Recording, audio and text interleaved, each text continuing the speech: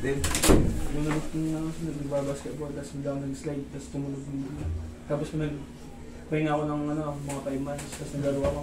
Parang bumibigyan na papakukuha ako sa ano.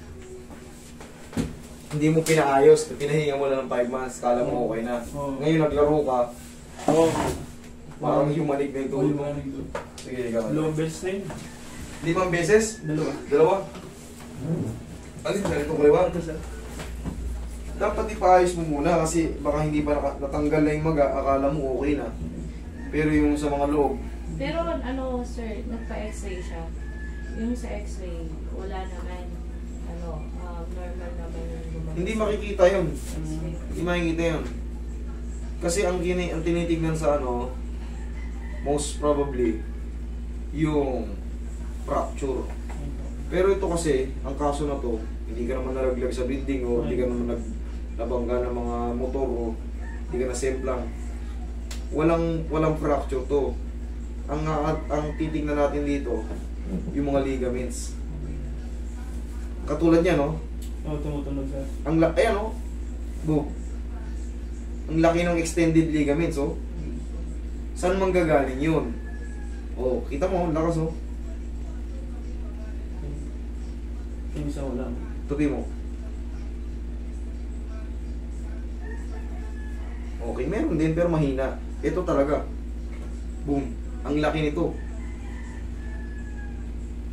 Ngayon, pagka tumatakbo ka sa hagdan, saan ka nasihirapan?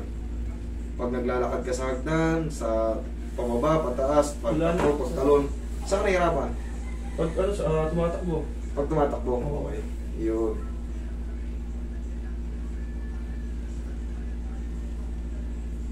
Kanino yun?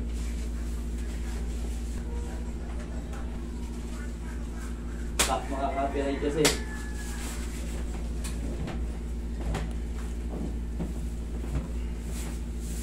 Bawasan yung buo ng pagiging gangster nyo. Kunti muna. Mamaya na kayo magiging gangster pagtapos namin. Okay.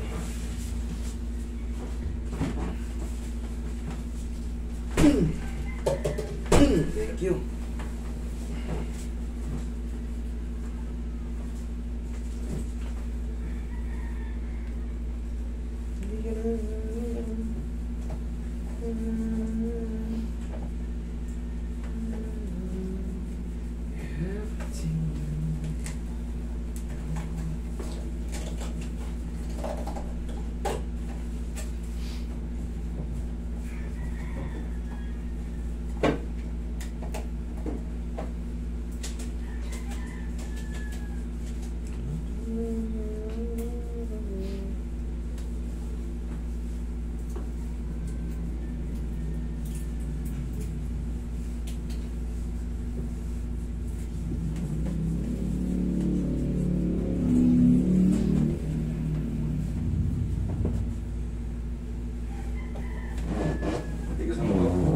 Sipa.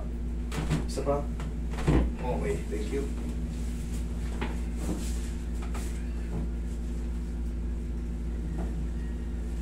Gagawin mo lang.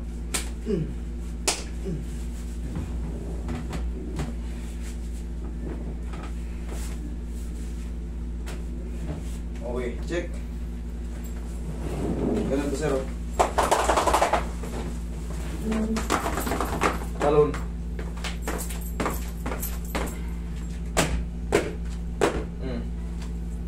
No. Pwes na? Yes. Okay. Siyempre, pag may masakit yan, pag ginanon mo yun, aaray ka. Wala na. Ngayon, sure? Okay. Okay. Sige. Thank you.